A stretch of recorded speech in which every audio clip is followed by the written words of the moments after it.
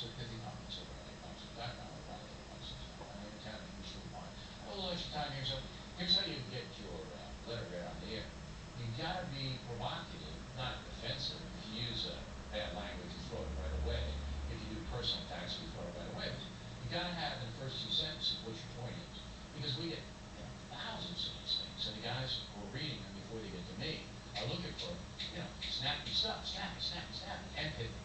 And of course, when writing to us, here is a word of the day: you cannot be fallacious when writing to them. Delicious. That's it for us today. Please check out BillO'Reilly.com. I am Bill O'Reilly. We do hope to see you again next time. And remember, the spin stops right here because we are definitely looking at it.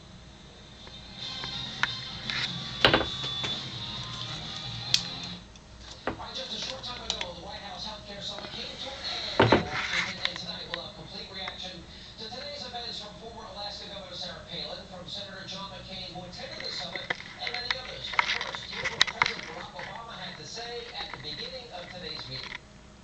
I'd like to make sure that this discussion is actually a discussion and not just us trading talking points.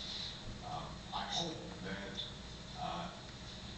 this isn't political theater, where we're just playing to the cameras and criticizing each other, but instead are actually trying to solve the problem.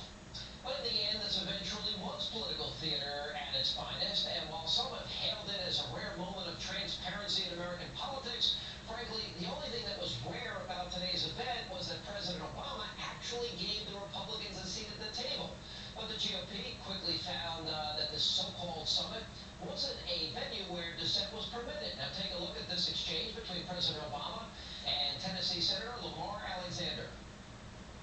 Lamar, when you mentioned earlier that you said premiums go up, that's just not the case according to the Congressional Budget Office. Mr. President, if you're going to contradict me, I ought to have a chance to. The Congressional Budget Office report says that premiums will rise in the individual market as a result of the Senate bill. No.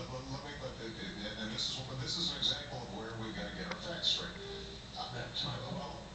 Well, exactly. So let me respond to what you just said.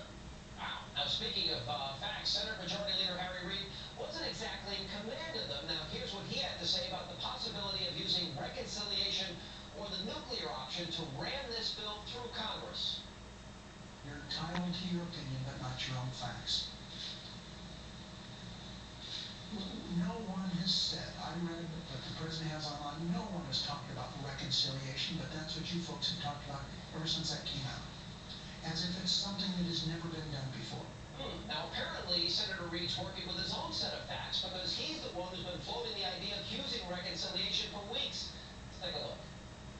You keep talking about if there might be reconciliation. You cannot get healthcare reform passed without doing reconciliation. Just say it right here. But John, look, listen. Reconciliation can be used for different purposes. We can write a whole new bill, okay? Or we can use reconciliation to pass the bill we've already passed. And joining me now with reaction to today's healthcare summit is former Alaska Governor, Fox News contributor Sarah Palin. Governor, looks like a winter wonderland. How cold is it there?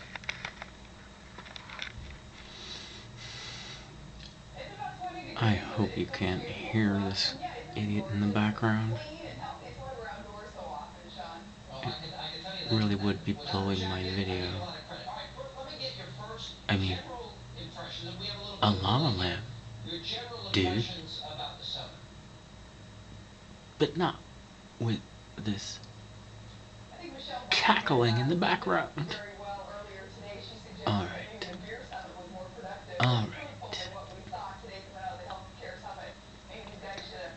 Really, the lava lamp is jamming. It's really cooking hard. It's blobular, dude.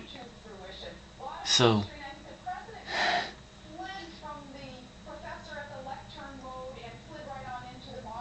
I think I'll shut it down anyway.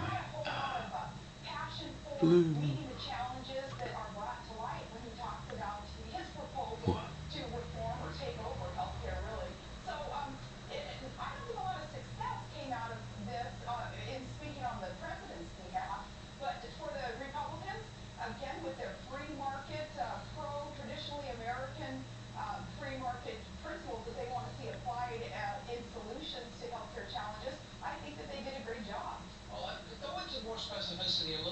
detail, if you can, Governor, about how the Republicans did today.